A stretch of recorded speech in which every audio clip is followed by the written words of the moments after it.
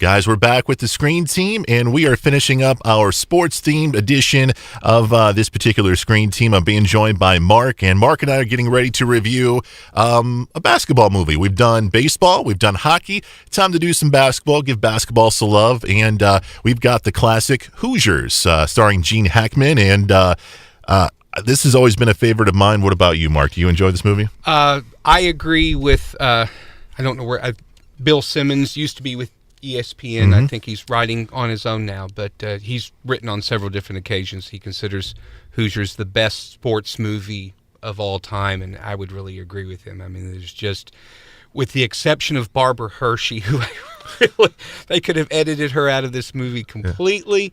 Yeah. She's certainly not my favorite, but every other aspect of this movie is absolutely perfect. So was it just her, or was it just the love story in particular? You know, I didn't like the love story. I didn't really believe the chemistry between the two of them. You know, it's just choices that the screenwriter and the director makes. But Sure. I mean, to me, it's just a small criticism as far as that goes. You know, they could have just, the drama could have been all about the sports, and that's really where the dramatic part of it comes in. The thing that really amazes me about this movie is that you kind of know, especially if you know basketball history, you know that his team is going to win the state championship, even though, you know, bigger, stronger, faster, more experienced teams, this big auditorium, you know they're going to win, and yet it is still so dramatic and intense and ecstatic when they finally do win. You know, they can take something that's completely predictable and expected and still make it just this wonderful experience. Yeah. So our setting is, what, like 1950s Indiana, somewhere around there? I want to say 56 or 57, somewhere in that area, yeah. And for those who don't know, Indiana is, it's the Hoosier state. It is live and die, breathe basketball. At least at that time it was. Oh, and I believe it still is. Yeah. I mean, the attitude in Indiana is they may have invented basketball in Kansas, but we perfected it here. I mean, the way I understand it, the way people in Indiana take basketball the same way that folks in Texas and Oklahoma take football, where it's something you start out as a little kid and just your life centers on playing basksketball.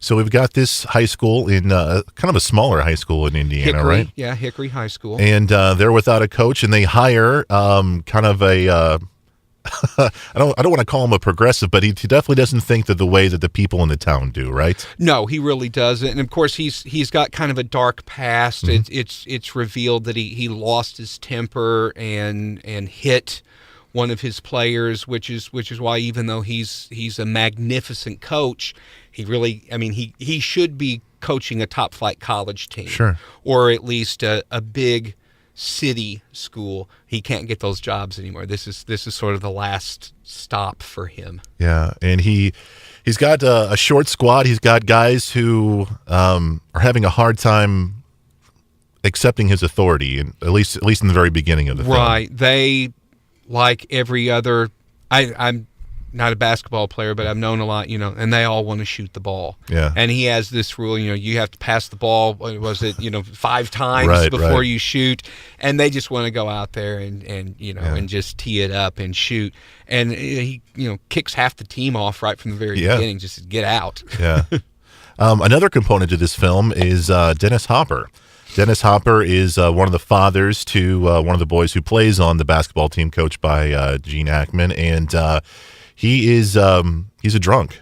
Yeah, he's a serious chronic alcoholic, and has encyclopedic knowledge of basketball and knows his plays, but he just can't stay sober, and coach takes a chance on him, trying to make him assistant coach, and he shows up to a game drunk and embarrasses his son. And it's a lot of times, it's part of the genius of this movie is that they take a chronic alcoholic who's having a lot of problems, and they still make him a sympathetic character. So often characters like that, like in real life, are kind of the villains, because of the things that they do. But they really show how he's just haunted by his alcoholism, and how it separates him from his son and from the game that he loves. And he's jabbering off all of these statistics to the nurse. You know, he ends up in the hospital and he's listening to the game and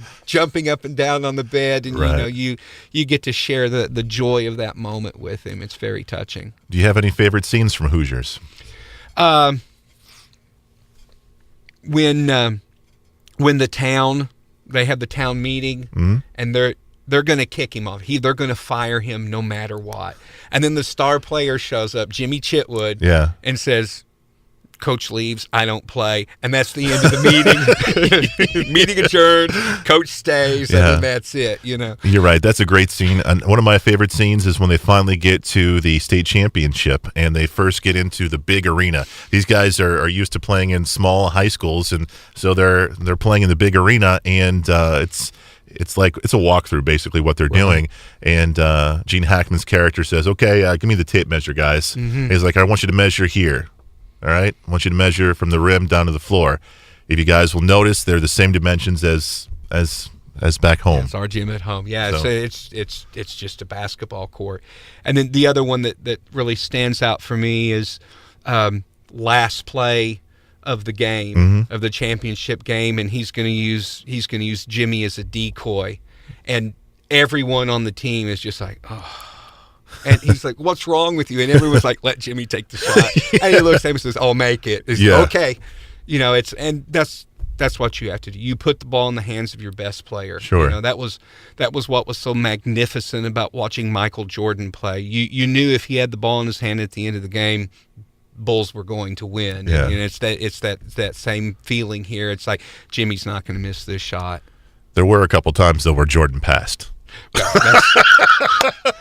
That's true, but those aren't the times we remember. That's very true. We remember those shots. That's very true. Steve Kerr, really? Made. Paxton? Really? The movie's called Hoosiers. You know, before we go, just really quickly, Hoosiers to me is one of those movies that you can, at least for me, like if it's on cable and it's like in the middle of it, I can just stop and watch it. Yeah, you put the remote down and you let it play out from where it is. I mean, to me, it's like it's got that Goodfellas, it's got that Shawshank kind of feel. You know, it doesn't matter where it is in the film. Oh, Hoosiers is on again. I'm gonna watch it. Oh, you know? Exactly. I mean, and that's to me, that's the hallmark of a really great movie. One that whether you watch it from beginning to end or just catch the last 15 or 20 minutes of it, I mean, if it's on, you're going to watch it. It's that powerful. I agree. The movie's called Hoosiers, and you can find it on DVD or basic cable. Mark, thank you for being on the show. I appreciate you as always. Thanks again. I appreciate you guys for watching and listening to The Screen Team. Remember, you can check us out at screenteampb.com. We're on Facebook. We're on Twitter. We're all over the place. All right. So if you get a chance, please check us out. And remember, we are The Screen Team. We want you to know before you go.